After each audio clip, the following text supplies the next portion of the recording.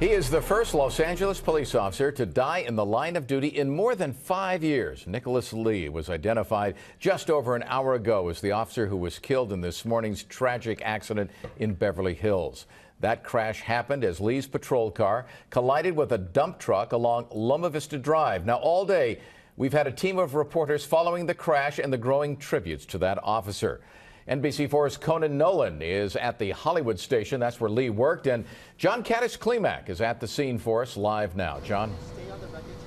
Chuck, as we stand here tonight, they're trying to get that dump truck right side up behind me. You can see the crane that they brought in to do just that. They've got a tow truck standing by. They're going to put that on top of that once they're able to pull this out. That's because investigators, of course, want to take a look at this dump truck, try to take a look at the brakes, the engine, anything they can to find out if it was a mechanical issue that caused the fatal crash or to possibly rule that out. The California Highway Patrol allowed us to see firsthand what was left of the police cruiser in the crash. And I got to say, when we took our first look, it appeared as though the cruiser was ripped in half. The driver's side receiving most of the impact.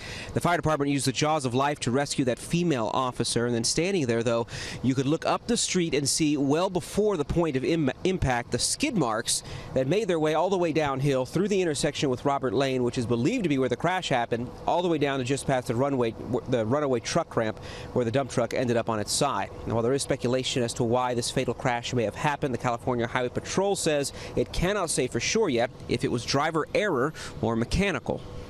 No, because, you know, you're looking at a complex truck. Air brakes are a very complex system, so it's not something where we can just rule out and say that the brakes failed.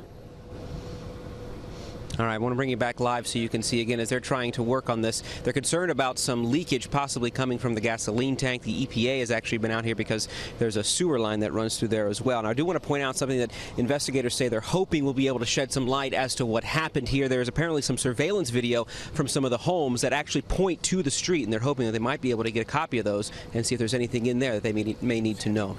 Reporting live in Beverly Hills, I'm John Caddis-Klimack, NBC4 News.